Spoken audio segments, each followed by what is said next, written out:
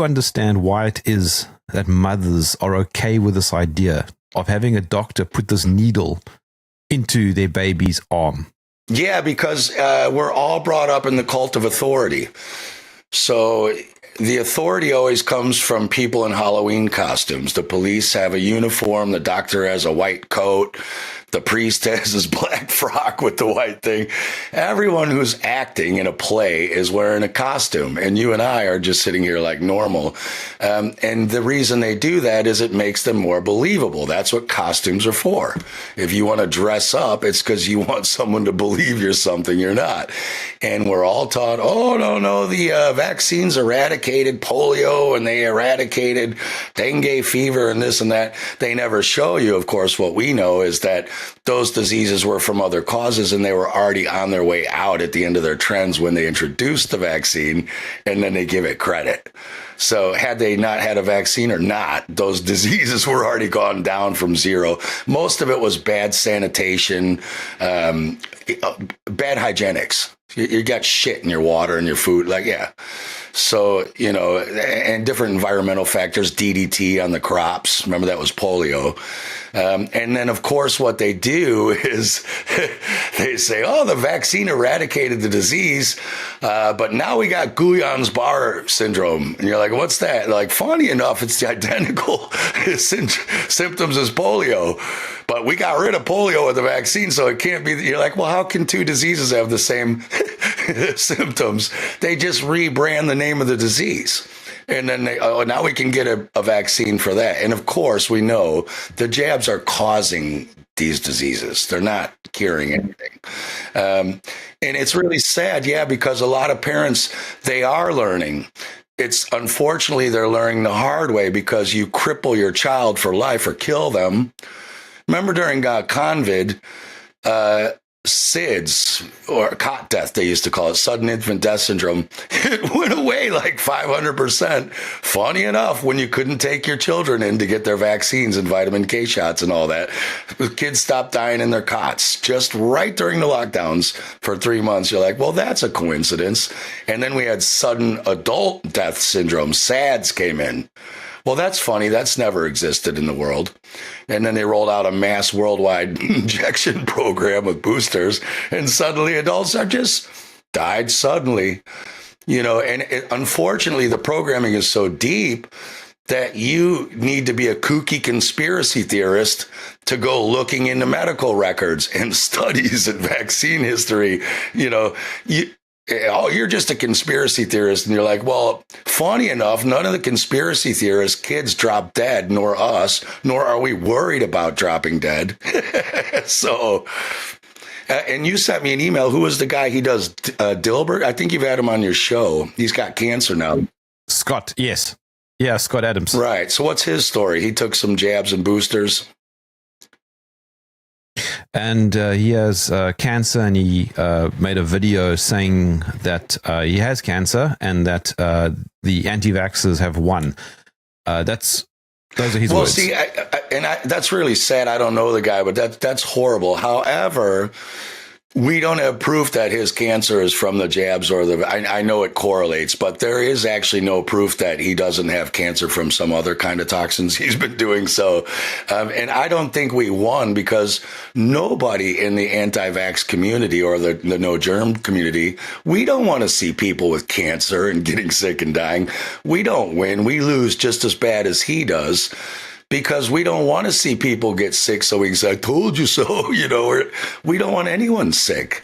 That's why we're out there doing it. Like, our motive is we don't want people getting sick, and that's what these injections do. Because they're poisonous. It's known.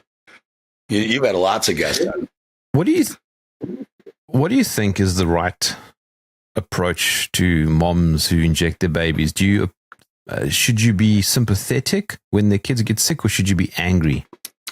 I just get sad about it, but I also am at the point where it is what it is. It's not really in my control. So all I can do is put out films like I do, as you know, and go on podcasts and educate people. It's really up to them if they are going to take the time to do the research we say.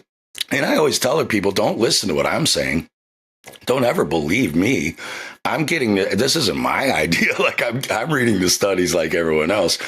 Just go do the research and make a decision. The sad thing is, once you hurt your kid for life, and it's not actually for life, even if you give them autism or whatever, any of these things, you can detox. There are ways to heal your kids, but unfortunately, the people who know those cures are the same people you didn't listen to in the first place.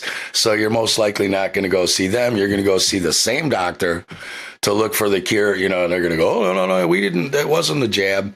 I think the thing is to just be understanding. Just say you were ignorant. And what is good is that, what's bad, but the good thing about it is the more people who hurt their children, they become anti-vaxxers after they know. Because they go, my kid was totally smiling, healthy, rolling around, laughing. I took him to the doctor for his 5 jabs, and the next day he's a vegetable.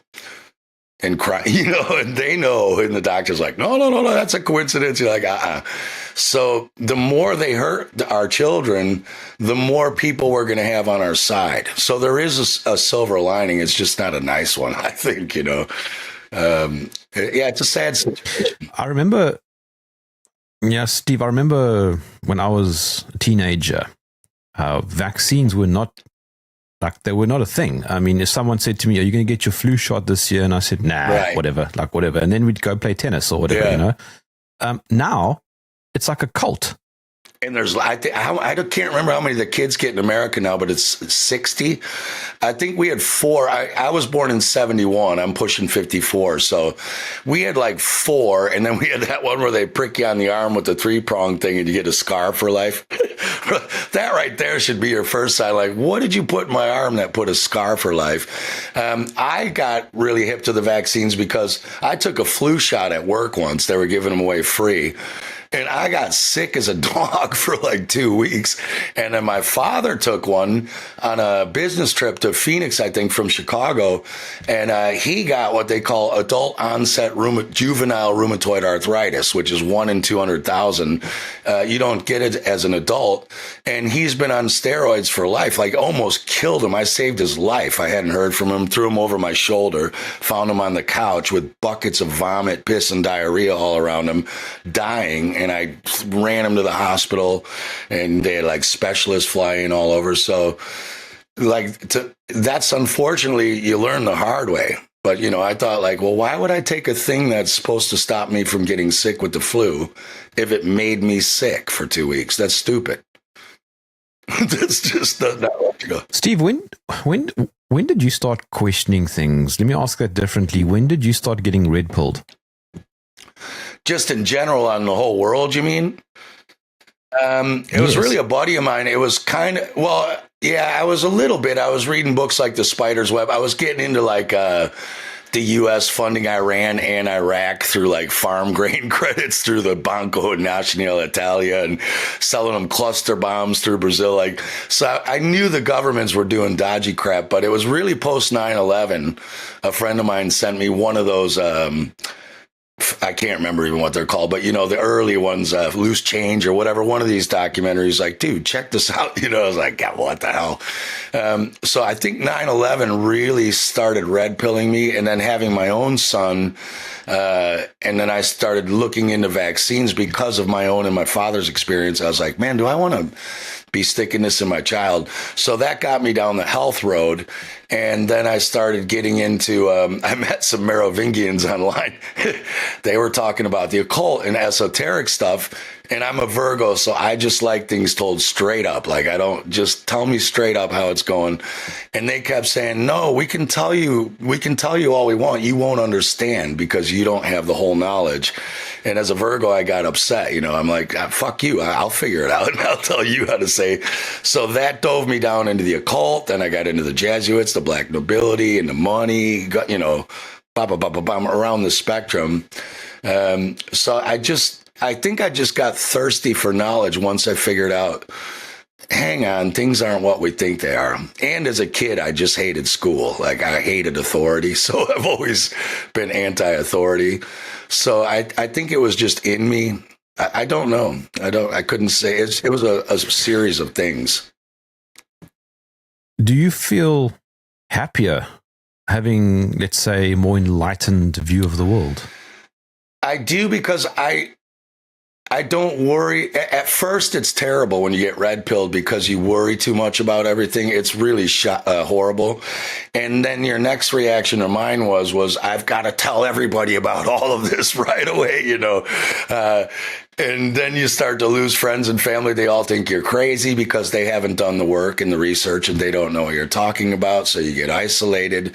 But then later, once you get the agendas and what's going on, now I don't freak out about the day-to-day playbook that freaks everyone else out. You can see whatever the flavor of the week is. Oh, Fukushima, or the Trump's going to do this, or they're bombing. I know what the long play is, so I don't have to sit and worry about what's terrible today in the news. I know where it's all going. So in the long run, I think it's liberating. I think most people who have been red pilled, which is funny because actually the red ship, you actually want the blue pill. Everything is opposite. As we were talking about this talk, they've even told you that the red pill is good and the blue pill is bad, when actually the blue shift in the toroidal field is good. So, but yeah, anyone who's ever woken up real hardcore, they know, like, you start to lose friends, family, jobs. It's not easy, but I'm happier now. I ask that because of the idiom, ignorance is bliss. There is that, until you then ignorantly inject your child with 4 vaccines and they have autism and their brain's burning and they have a helmet on running their head in the wall. How blissful is that? There comes a time where there's a consequence for your ignorance. I would say ignorance is immediate bliss, but it's pretty freaking dangerous in the long run in this day and age to be ignorant. Yeah, you mentioned 9/11. This was a very big event, probably, I would say second to COVID. I think the COVID event was probably the biggest in living memory, but 9/11 probably the second biggest. Yeah. At least from my perspective. Did you see it right away, though? Or how long did it take till you were like, hey, how many years went by till you were like, what up? Well, this is what I was going to say. So it didn't red pill me. I just thought that it really was a bunch of Muslims who hated America who flew planes into the buildings, right? Because I bought into the propaganda and I didn't actually think for more than 5 minutes about it. But just quickly, can you remember what you were doing on the day? Oh, I can tell you for certain. I was on tour with my band from Denmark in America, and we were in Chicago, and we had gigs. The whole reason we went is because we were going to get a Rolling Stones review at either Owen's Garage or the Knitting Factory, right under New York Twin Towers. So we did a U.S. tour, a small one in the Northeast, and I woke up to take a pee, and all my band was sitting around this TV watching the first plane had hit, which it didn't, but the first explosion had happened. And then I came out of the bathroom and they were all freaking out. And I'm like, what are you watching on TV? What movie is that? They're like, no, a plane hit the World Trade Center, a bomb. And then as we were all talking, the second one allegedly hit or whatever happened, and I was like, holy shit. And then they came down and we couldn't go to New York because those clubs were in ground zero under rubble. So we got no Rolling Stone review. We got it turned out to be the end. We couldn't ship our gear back to Europe because they said, oh no, you can't ship anything on airplanes anymore. You have to put them on freight. So we couldn't fly our gear to Europe for all of our England, showcases. So it pretty much ruined like my career. So I remember very well. But also we were in Chicago. So we're looking up at the Sears Tower, John Hancock building. Now it's the Willis Tower. We're all looking up like, is a plane going to smash into that? Like, we thought the whole country was under attack because nobody knew, and then it ruined the rest of the tour because everyone was totally sad. Like, it really psychologically freaked. I was excited to bring all these guys from Denmark to wait till you see America. And then everywhere we are, everyone was just totally bummed out. Like, it destroyed the whole psyche of the nation. Flat, straight out psychological destruction. What do you think happened on the day? I definitely think there were no planes. I think Judy Woods was on it. I think directed weapons and internal bombs. They had those M8 switches from those Israeli students on the 84th floor or whatever. Like, there's pictures of them with fuse switch boxes lined all around their office. So they blew it up, and I think they probably used directed energy weapons. I know that a plane was seen going at the Pentagon, and then it was, many witnesses said it lifted up and took off, and then there was an explosion. I know nothing crashed in Shanksville because the hole they said it made in the ground. Planes don't make holes in the ground when they crash. Planes are made out of tinfoil. They, like a bird breaks the nose of a plane. But on the USGS Geological Survey, that hole was in that ground from like pictures back in the 80s. So it's like, it was a massive psychological operation. Then the gematria, numerology, and everything is Jesuit all the way. It's got Jesuit fingerprints all over. So what I think was crazy is they had the balls to pull that off in broad daylight. I would have done it at night. So no, you know what I mean? Just so it would have been a lot easier to do that at night, but they wanted people in the building. Plus, most people don't know 80% of the World Trade Centers were empty. Most of it was unrented, and they needed to tear them down anyway because there was an asbestos. So it was going to be like a hundreds of million renovation project. And I know a lot of people got sick who worked at Ground Zero. I think it was all the asbestos in the air from the fallout. Yeah. What do you think happened? What you didn't mention is that there was a third building that everybody just seems to forget about that just randomly Building went down. 7. There were actually 2 more. There was also 5 and 6. There were actually 5 buildings, 2 planes, all that. And then that Building 7 one, the woman on BBC said it had already collapsed like 20 minutes before. It's like behind her while she's doing the newscast saying the Solomon building has collapsed, and it's sitting behind her. And you're like, well, that's funny. It's standing up right behind you. So it's like, it seems they had knowledge.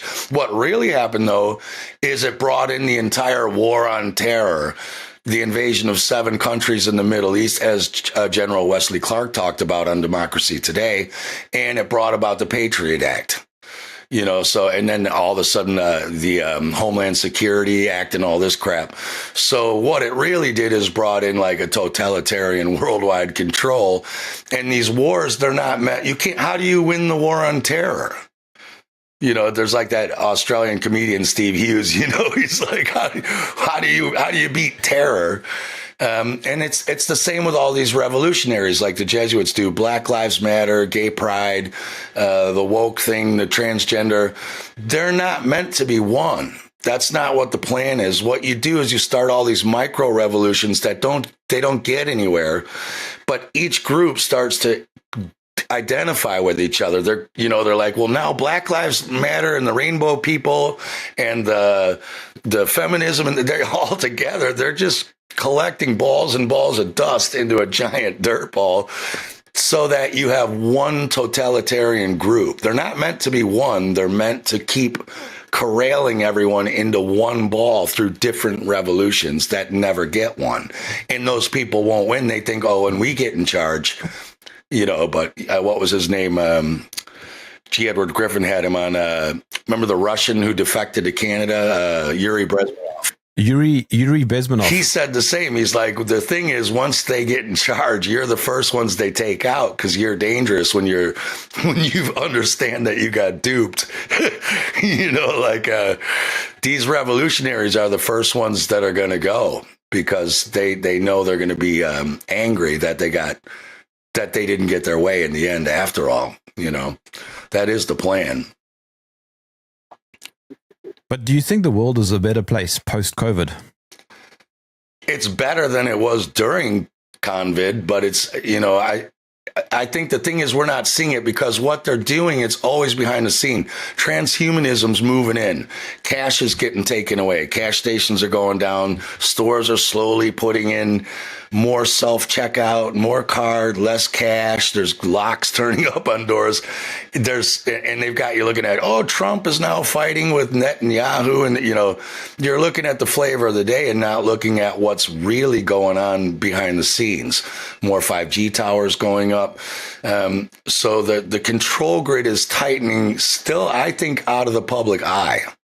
People are getting it like people are more aware of transhumanism now, but they don't understand like the control grid is tightening. Like it's going up all around us. COVID did that with the ID passports. you know. But Steve, what really bugs me, what really grates me the wrong way is it felt like there was this amazing awakening during the COVID era, right? I felt like there were people networking and just starting to think alike. Now, under the Trump administration, everybody's gone back to how it was. They've just forgotten everything. And suddenly Trump can say, we're going to bring in digital ID, and they'll go, yes, that's a great idea. Or they'll talk about digital currency and they'll welcome it. Or they'll talk about mass surveillance via Starlink and they'll welcome it. It's like they just keep, I don't get it. I just don't understand what's happening. Yeah, I don't know. What do you think? I think it's because Trump's a salesman. You know, there's no difference. Trump and Biden are both Jesuit schooled. They're both Jesuits. Like Trump's a Mason. His kids are Jesuit schooled. But you first got to keep the people divided. So they like Trump because people hate him, and they like Biden because the right hates Biden, the left hates Trump. So now the right and left hate each other. But then they need a salesman for each group, you know. So, yeah, when Biden's in there and it's all electric ID, everyone's like, oh, no. And now Trump's in there. Yeah, it's going to stop the terrorists and the foreigners and those Muslims. You know, it's like, oh, yeah, let's put it in. It's how they sell it to you. These dudes are salesmen. So, you know, I can sell you a piece of dog shit if I tell you it's fertilizer. You know what I mean? I just have to make you change your view on the worth of dog shit. And I mean, adding to that, right? I remember just a few years ago, all of those supposed Trump supporters, and I'm not anti-Trump and I'm not anti-Biden, right? I just want to make that clear because I do like some things that Trump says and does. It's not binary; it's not 1 or 0. Right. But a lot of those people who were, you know, who are Trump supporters, but he wasn't the president yet. You know, they were completely anti the vaccines and all that. And now suddenly RFK is in and they're kind of kicking the can down the road saying, well, you know, what we actually want is maybe good trials. You know, we want better trials on vaccines. They're not making outright statements anymore. They're just kind of, you know, pushing things. They're adjusting the boundaries the whole time now because I think that they are being ideologically driven rather than principled. Principle driven. Yeah, I mean, and they like every politician, if you just go back, every country, I don't care who, left, right, whatever they say to get elected, they do the opposite. They never do it, but they can't not do all of it. Like you'd know right away the guy was a liar and a dictator if he didn't do something good. That's why I think, like you say, Trump does some good things and Biden did some, you know, they all do some good things because no one's going to believe someone who does no good things. Otherwise, you've just got like Pol Pot, you know, even Hitler. He made the Volkswagen, like the Germans loved him, man. You know what I mean? They're like, yeah, cool enough because he was doing some good things, but that's how they do it. They do like 60% good things, but none of them keep their word. And Trump said he was the godfather of warp speed. He still takes credit that he was the reason they rushed the vaccines in the first place. And now you got, maybe we should be a little safer. You're like, that's the guy who did it in the United States. Nobody, and like you're saying, now his supporters, it's like, I don't know, man. It's like people have a memory about 2 months old. You know what I mean? But I think because Huxley said that. Remember Brave New World? Huxley, in Orwell, 1984, you just got Big Brother and it doesn't care. It just steps on you and watches you and like they'll come take you away. Huxley's Brave New World was different. He said, we inundate you with so much information every day. Like you and I were talking about off screen, like Fukushima, BP oil spill. You know, what happened? Did anyone remember any of this? Remember all those immigrants were coming up to the border on Trump's first election? There was like an army of immigrants. Where they are? They never even turned up. I don't think they were real, but that's what I think happens is they just throw like 20,000 things at us a day to worry about, you know, this story and an airplane crashed into a helicopter that we just forget like 4 years ago. Because that's what Huxley was saying. There'll be so much stuff to worry about that you can't care about any one cause anymore. And then you'll take the soma, the drugs, or, you know, you just want to numb yourself, comfortably numb, you know. I think that's it. And then adding to the Trump appeal, you have Elon Musk, Right. With his fake space program and his cars that blow up and have graveyards full of, and there's not even enough lithium and cobalt to even make the batteries for enough cars for Britain, let alone the world. Yeah. And then his grandfather got kicked out of Canada for being the head of the, it was really transhumanism, but technocracy back then. Yeah, I mean, there's just so much. But again, doesn't it look, it's a movie, right? Like I say, actors. So the judge is, the doctors wear the white coats, the judge wears the black robe, the police wear the hat and the badge and all that. These guys wear suits, and the other guy wears like the billionaire techno cool. These are actors just running scripts every day by the numbers. If you ever talk to Zachary K. Hubbard or follow Gematria Effect News, this is all scripted by the numbers, and it keeps you involved in the play and the drama of the day by day, like I'm saying, so you don't just get away from it and go figure out, okay, I'm going to start learning equity and equity trust and natural law, and I'm going to start looking into injections, and you don't start to liberate yourself. They just want you worried because when you're worried and scared, you are inactive. We all know that. We know the psychology between fear. You're paralyzed. And people who are paralyzed don't do anything for themselves. Steve, do you think Elon Musk, other than being put in that position that he is actually very smart? Well, I was going to ask you the same, because like I'm sitting around as a musician. I've got gigs. I've got my son here every other week. I'm making films. I'm doing a few interviews here and there. I don't have time to take a dump. How does this guy running like 8? How many companies does he have? 5, 4, 8 huge ones, right? How do you run 8 companies or 5? I don't even know what he's got. And of course he doesn't know anything about any of it, because half of it's fake. I personally think he's a front man. I can't prove that, but do you know anyone with the energy and time to run like 7 multinational companies? And how is he like one of the richest front men in the world? From what? Electric and a government department. And what? And a government department. Was it Doge or something? Yeah. Well, funny enough, the Doge, when you go back to ancient Venice, the Doge was the guy in charge of all of the black nobility. He was like not the Pope, but he was like the head mafia family, and who he was the mafia boss, Tony Soprano or whatever, that's what the Doge was. He was the guy in charge of all the Venetian black nobility. So it's kind of funny that they're calling Elon Musk the Doge. And the reason the black nobility came about is they killed the Doge, and they said, screw you, we're all going to run our own business. Like they basically killed Tony Soprano, you know what I mean? So it's really funny they're calling him that, just like we know the MAGA. Trump runs on MAGA, Make America Great Again. That's the name of the the highest degree of the Satanic Church. The highest satanic priest is called the MAGA. So they spit it in your face, the Doge, the MAGA. They're just telling you like straight up who's running things. But that's conspiracy theory. And you're like, yeah, but you can look it up. It's like real, So it's kind of funny. I don't know if you saw the theater between South Africa's president and Trump a few weeks ago in the White House. I mean, it made world news because Trump was going on about, farm attacks and all that. And by the way, it is real, right? There are farm attacks. One white farmer is killed every single week in South Africa, right? That is real. While everybody's talking about the farm attacks and the genocide and all that, so South Africa's president in that conversation made one sentence which everybody seemed to have missed, and something that he never says, and is completely out of character. And he said, we can only approach these issues with better technology. There's your transhumanism. There it is, right?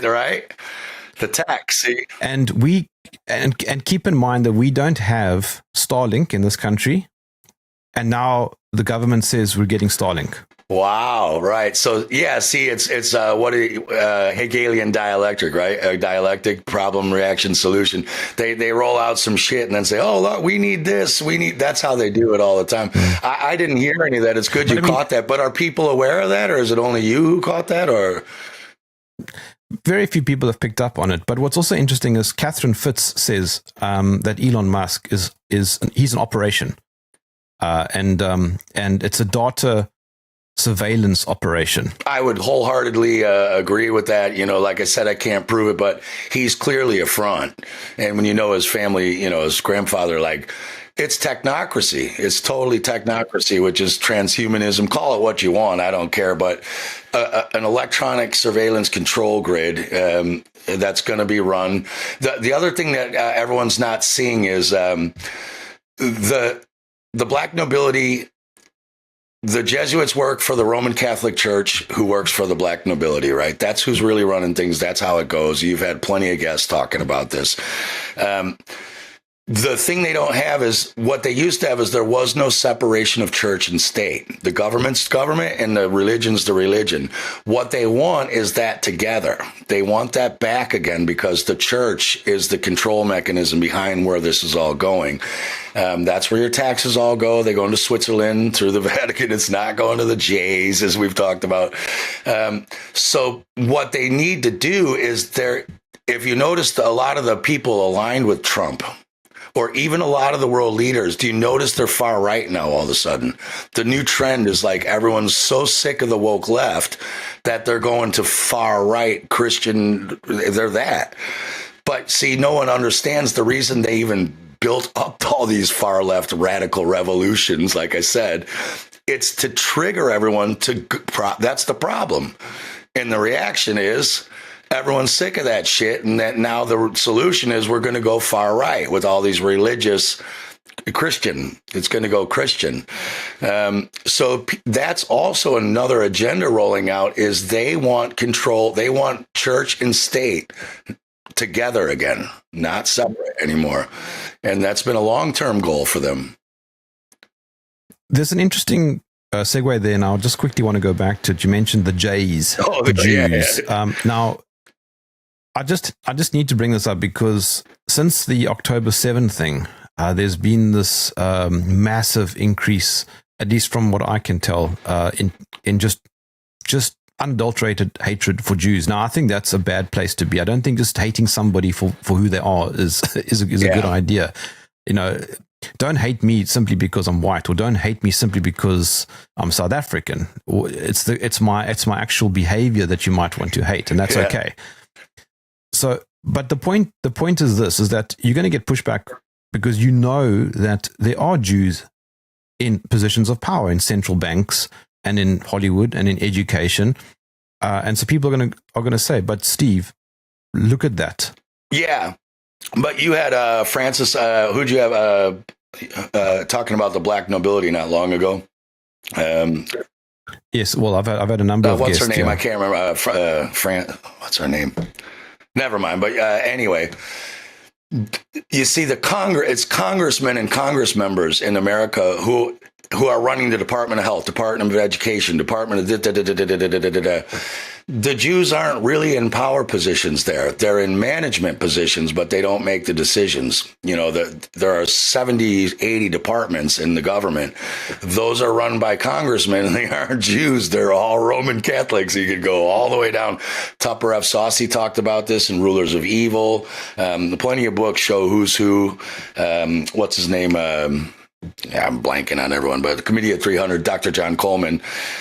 They're every group has bad apples, so that's what they always like to do. They put some Jews in mid-level management positions, put them in the news. You never hear the names though of anyone. The same thing like propaganda, right? You see like a Mao poster or Change, or you see these propaganda posters. Everyone knows it is. You can see it. There's like the sunburst behind the guy, and he's looking up. Then you see all these cartoons of these evil Jews with the hook nose and they look like Dick Dastardly. Do you think if the Jews were in charge that there would be those cartoons all over? You can't see that's propaganda. The Jews are putting out cartoons of themselves with hook noses and, no, the people who are running the stuff, you don't hear about them ever. You hear about the Jews. You can say anything you want about the Jews. You got what's his name, Green, and go to any channel on YouTube, BitChute. They're bashing Jews left and right and center. Well, if the Jews ran the place, Don't you think that's the videos that YouTube would be banning? Frances Leader, sorry, yes, yeah, exactly. She's great. Yeah, she's awesome. Yeah, she's awesome. So, yeah, there are bad people. Now the thing is, like, people don't know the Jesuits started Israel, and only 1 out of 10 Zionists are Jewish. No one wants to talk about that. Israel's not a Jewish state; it's a Zionist state. And as we've talked about before, that's the goal. Is the Vatican wants the Middle East for the black nobility. They don't like Jews and they don't like Arabs. That's why I said this at Anarchapulco a year and a half ago. I said it on your show. I said it on AlphaCast. I said, you watch. They're going to select Trump again, just like they did Grover Cleveland. They're going to give him a second term with one between. And then he's going to suddenly pull out on Israel because I'm a man of the people. And sure enough, he's fighting, Benjamin Milkowski or whatever his real name is, like now he's having a fight with it. And I told people, I said, that's the whole point. And now it's, but is that not theater?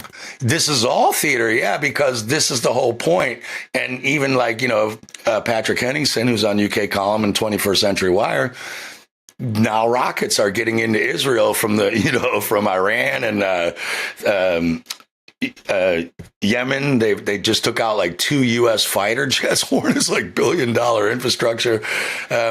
So now we know that the Middle East, the Arabs and Muslim world can strike Israel. And that's what I've been telling people for 2 years. That's the point. They want mutual annihilation so they can come in and clean up the mess.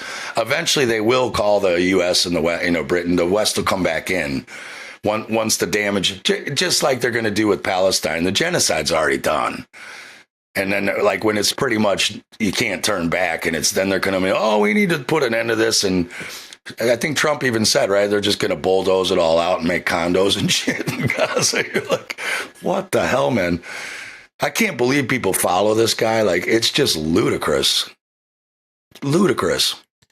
You said earlier that once you see the game plan, your anxiety levels go down. Steve, what is that game plan? Well, that's what I'm saying. The game plan is the Roman Catholic Church used to have total control of the world. They were with the state. And that's a whole nother show, the Guelphs and the Ghibellines, and who sided with the Vatican and who sided with the kings and the kings and the dukes and all that. That is the plan, and they want top-down vertical control. So what we have right now is horizontal control. They're basically like the pharaohs, but that's another story. They don't come from Egypt either. But what's going on right now is it's like mob wars. Every country's president they're related to these black nobility families. Everyone knows like, oh yeah, Trump's related to Charlemagne and King John II, and so is Biden and Clinton. There hasn't been one who isn't, even Obama. And it's every country you go to, they're related. So, but they're like mob bosses. So what they want is they kind of want control of each country. The president says, I want to run this part of the patch. But the black nobility say, no, we want it back to the old days where there's, Papa, the Pope, gives the orders down. And of course, he's taking orders from the gray Pope, Pepe Orsini, and then you've got the black Pope of the Jesuits, probably still above the white Pope. But that's what they want. They want to go back to vertical rule. They're having fights over who runs the New World Order. The New World Order is old. It's been around for 1,000 years. Like, this is nothing new. We're already in it. But they're having fights over vertical versus horizontal control. They want one king of the world is what they want, not a bunch of kings, different kings. You said they're having fights. Now, there's something interesting. Okay, so David Icke, who I like, but he seems to hold this view that everything is just this well-oiled machine controlled right from the top. You suggesting that there are internal fights, there's competition happening. Yeah, I'm suggesting there used to be a well-oiled machine running straight from the top, and that top was the black nobility through the Vatican, through the Holy Roman appointed kings, queens, dukes, later presidents, prime ministers. It's not happening anymore. They want it back. Like, it's gotten a little bit out of control. So yeah, I'm suggesting they're having like mob wars. That said, when the Gambinis are fighting whoever's over like Miami, they still listen to the top boss in New York. They'll fight within the mob, but the head of the mob runs it. And I'm suggesting that's what's going on here. Is they're all salivating at the chops. I think they're having little turf wars. Personally, that's what I see. Which could be our saving grace. They could take themselves down, actually, just through sheer greed and stupidity. But what you're saying possibly means that the simulation model that David speaks about isn't correct. I agree with him that it is still run very tightly controlled from the pyramid thing you're talking about, from the Council of 13. Yeah, well, that's the black nobility. Yeah, I totally agree that there is the Black Nobility Council of 13 at the top, and really it's actually 4 families or 5 at the top of that. But 5 people can't run the world. I think that's part of the big push for the technocracy and now the AI, right? How quick is AI taking off, man? I think you and I talked about AI literally 2 or 3 years ago, and we were like, that's 10 years off. No, man, everyone's using it now. Look how quick that came on. It was literally 2 years. It's dominating everything. My opinion is that I don't think it will ever take over. I don't think it has the ability to, because I think there'll always be humans in control of it. Yeah, so you don't see a Terminator Skynet situation. Well, I don't think there's nukes for it to leash. They can't unleash it. We've got BFBs, like we said. I won't say it on UK column, but big friggin' bombs. I don't see it working like that. Here's the problem I see with AI. Because it's people willingly. Hang on. What I'm saying is people willingly are giving up their own sovereignty. Mm-hmm. It's not AI taking it from them. It's people choosing to give up sovereignty. Right. And here's the problem I see with AI is I see it as a 2-generational soft kill. AI is doing everyone's thinking for them. That's doing everyone's, just like Google, but now it's doing it for you, and it's smarter and it's faster. It can literally write you a song in half a second. It's crazy. What that does eventually is it puts your brain in atrophy. You need to use your brain for it to keep working. Otherwise, it turns to jelly, like those fat people in Wall-E floating around on those, on the levitating thing. All they do is eat. So after two generations where people don't have to use their brain, the human brain is literally going to atrophy and cause people are going to be born stupid, raised stupid. And that way, then you're not going to be able to, if the AI does in 2 generations come up with a way to control us through the technic grid that they're putting up. Yeah, the humans are putting it up. If the AI gets control, there won't be anyone left smart enough to figure out how to stop it. There won't be John Connor. You know what I mean? There's going to be a bunch of Wallies floating around on their levitating platforms. That's the danger I see, is it's going to make people stupid. Steve, a problem that always arises when we have these kinds of conversations is that people will say, yo, but you guys are so negative, so pessimistic. Do you see a light at the end of the tunnel, or is that light a train coming towards us? Oh, yeah. That was a great Cracker song. I see the light at the end of the tunnel. Someone please tell me it's not a train. I see it like this. Because we still have loopholes with equity and equity trust, there are legal loopholes that they're still using in the maritime system or under the law system. I think there are going to be pockets of people okay. And I think who are going to have a way better time than we've been having. And I think there's going to be people screwed. And you could see that in Brave New World. If you remember did you read Brave New World or ever see the movie on it?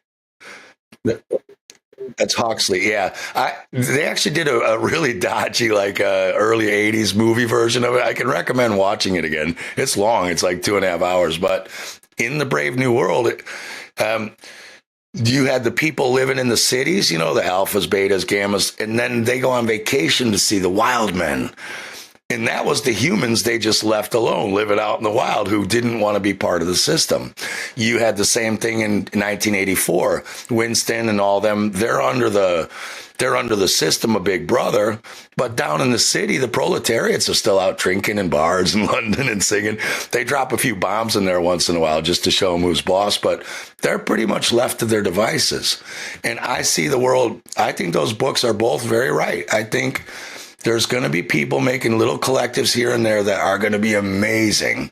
And I don't think the government's going to come after you with drones and blow up you and your 40 farmer buddies. You know what I mean? Like, they might light the place on fire like they do, or floods, you know, like they're doing with these California fires, laser beam wars. But I don't think they're just going to like come around and round up everyone who's not in, because it is voluntary, like you're saying. If you want to be in the slave system, it's because you're volunteering, and the people are taking action to get out of it. So yeah, I think there's going to be hell on earth, just like there is always. There's going to be hell on earth for some people who go along with this shit and don't wake up, and there's going to be heaven on earth, I think, for those who are waking up and taking action. I think another great parallel, other than say Brave New World, is actually Game of Thrones. In many ways, it is a metaphor for. I don't know if you know the story, but the plot basically is that you have this world that is fighting, for freedom. Meanwhile, there's an even bigger threat that's coming from the north. Winter is coming, and everybody ignores it. I mean, it's probably no accident that series was written like that. They tell you what's going on, yeah. So that's the question. What is winter? What's the metaphor for winter is coming? Is it the grand solar minimum? Maybe winter literally is coming. Are we in for a grand solar minimum? And food shortages, and, like 1812 was called 1800 and frozen to death. The summer never came, and they all starved to death. Is that what's going on? I don't know. But that's part of the whole Red Pill experience, is that you realize how inverted everything is. Yeah, and I think Game of Thrones is the Game of Thrones term, that's like what I'm talking about with the mob wars. It is that, like, the little kings, they're all fighting each other for, like, who's going to control, the main city, or, whatever. I can't remember. Game of Thrones was years ago, but yeah, they're like each having a fight and allegiances and alliances and backstabbing and betrayal. I think the elites are just like that. I think Game of Thrones is real. It's like that by design, because these are Satanists and Luciferians and occultists. That's what you do. You invert reality. You take the reality of the realm, God's realm, or if you don't believe in God, whatever, you take all that is good and then turn evil into good. War is peace, freedom is slavery. That's what Orwell said, all that double think, double speak. That's what you do. You invert everything so no one knows what's up, what's down, what's right, what's wrong. And that's where you get all this fighting. You got people who are awake to it all sound like frickin' crazies to people who are totally asleep, because they don't even have a reference from where you're coming from, So how are you going to get along? You're two human beings totally flipped upside down from each other. And that's how they keep it on purpose. That's why the media, isn't it like seven corporations, and probably they're all owned at the top by like BlackRock, Vanguard, State Street. So of course the media is not going to tell you anything, because they work for their corporate overlords, their corporations. You know what I mean? I think it's shocking that we're still allowed to sit around and have these kind of talks. That if people want something positive, they aren't in total control, or this shit would have been shut down long ago, man. You and I would have got rounded up and sent off to the camps like long ago if they had total control, where they want it to be like that. So if anyone wants some saving grace, this talk right here and ones like it are proof that they don't run the roost totally yet. So maybe there I might disagree with David Icke. Now, they might be letting us have these talks to collect data against us for trials later.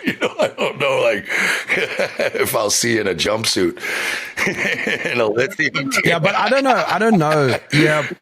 Steve, I'm not entirely certain that everybody can play 5D chess. Yeah. I don't think. I also think that a lot of these elites are just also quite stupid. Yeah, they do some dumb stuff. I agree with you. There's no such thing as 5D chess anyway. That's stupid.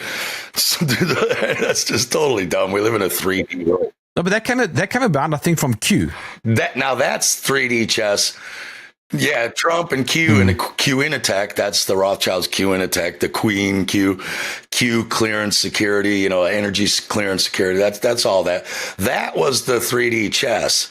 Was telling you they're playing 5D chess against the black hats and the white hats, and HC. You're telling me I can't. Nobody can figure out what HC is. Hillary Clinton. But it makes general conversation impossible. I was chatting to somebody the other day, and I said, "Have you forgotten warp speed?" Right? And they go, "Yes, but warp speed was a strategy against the FEMA camps." I mean, that's the problem is if you want to believe something bad enough, you can make up anything. And Q is the Q psyop, I call it. It's a master at that. It's a total master at spinning. First of all, it's a story. Who are these white hats and these black hats? Well, where do they live? What's their names and addresses? It's like the war on terror. It's the black hats. You're like, okay, show me their names, show me where they live. Let's go get them. Let's arrest them, round them up. Not kill them. Let's go throw them in jail, try them. Well, you can't. It's a fake entity without a face and a name and addresses. I'll tell you, he's got addresses as the black nobility. I can tell you where the Jesuit headquarters are. I can tell you where they all live. So it's another one of these abstract things. And it sounds good, though, right? Like, and again, it makes you inactive because you're like, what is the message of Q? Don't do anything. The white hats have this all sorted. We've got it, right? How long? Well, when did Q come out? Like, that was Trump's first, what's that, like 12 years ago? When did Q come out? 2017? Trust the plan, Steve. Yeah. Trust the plan. Sure. I mean, you're welcome to, you know what I mean? I know people who still are. I know people, they're actually family members, so I'm not going to say their name here, but I know people who believed in Q, figured out it was BS during convid, and are now back on Q again. I'm like, what? I can't believe it. I'm like, how did they got off Q and they got addicted to it again. Because they're great at it. You could say anything but the reason that is because, you could just make up any nonsense. And if you want to believe it, you'll believe it, of course. If you want to believe something, that's what sales is all about. That's what liars do and sociopaths and con men.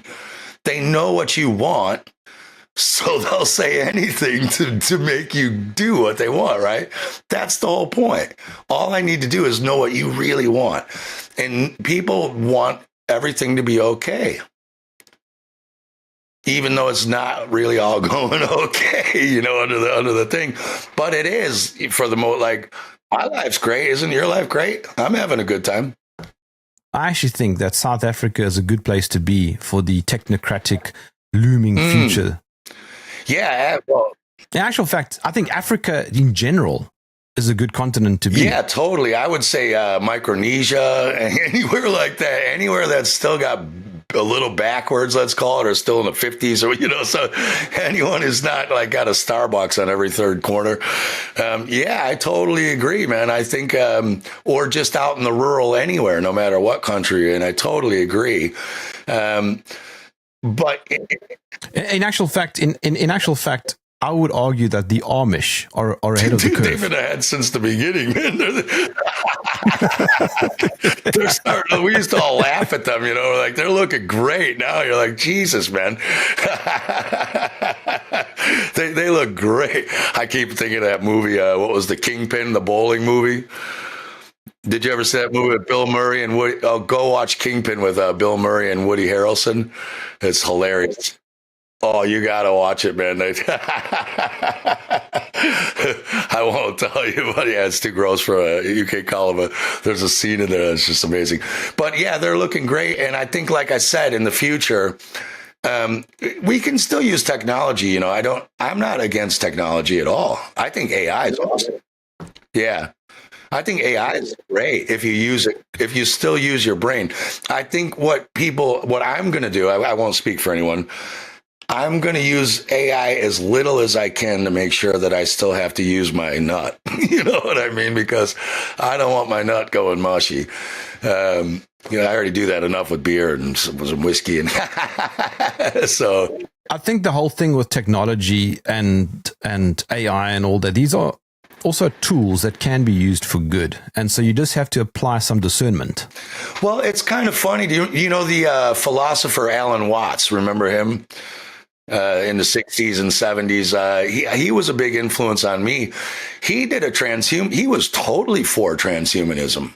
I wouldn't say for it. He just wasn't against it. And he did a lecture where he said, look, now this lecture was in like 1970 or 71. So we didn't really have computers. I think we might have had like IBM had a thing the size of my house, like with big knobs. But what he was saying was totally true. He said he said humans used to be telekinetic, psychic. We could talk to, we used to be able to communicate through the ether. And he said we lost that. And all technology up to that 1971 was us trying to get back together to each other as one. And he even predicted the internet. And he said there will come a time when movies won't be any good anymore because you're going to really want to feel that girl dancing there. And pretty soon you're going to want to dance with that girl. And they're going to make a technology where you can actually hold her, but then you're going to want to feel her. And he said, then they're going to make a technology, and he called it all. He said, we're just going to keep building this stuff until we're everything connected together. And he said, you won't be able to do anything in secret. There won't be lying because everything will be known and spied on and watched. And he said, all this technology is a natural extension of the human body coming out. And that was I'm not saying that's my opinion, but that was he was just saying that's how it's going to go. And sure enough, we got all these 3D holograms now, right? And these Google glasses and what's this Neuralink shit? I don't know if that even works. Do you think Neuralink's real or, these I could be off. I'm looking at the time. Give me a nugget of wisdom. A nugget of wisdom, live in the now, be happy. If don't sit around on the internet worrying about today's story and what crashed into what and what's going to happen tomorrow and worrying about what happened to you yesterday. Love, forgive, but don't forget. If you're having a good time now, that's all there is the now. And don't live in fear. If you get in fear from those people sitting around in front of your computer afraid, it's pointless. Go outside, hug a tree, take your kid out, go fishing. Just go enjoy life. It is what it is. That's my wisdom. It is what it is. Like it or not. How's that? Steve, how can I follow you? Spacebusters on YouTube, BitChute, Odyssey, Rumble, Vigilante.tv. If you need to write me, spacebusters@hotmail.com. Please don't find me on Facebook and start riddling me with messenger and friend requests because I get thousands of them and I use that for personal mail with family and work. So I miss important messages because I get like thousands of these Facebook things. So spacebusters@hotmail.com if you want to talk or whatever. But yeah, Jerm, great too. And congrats for getting on UK Column, man.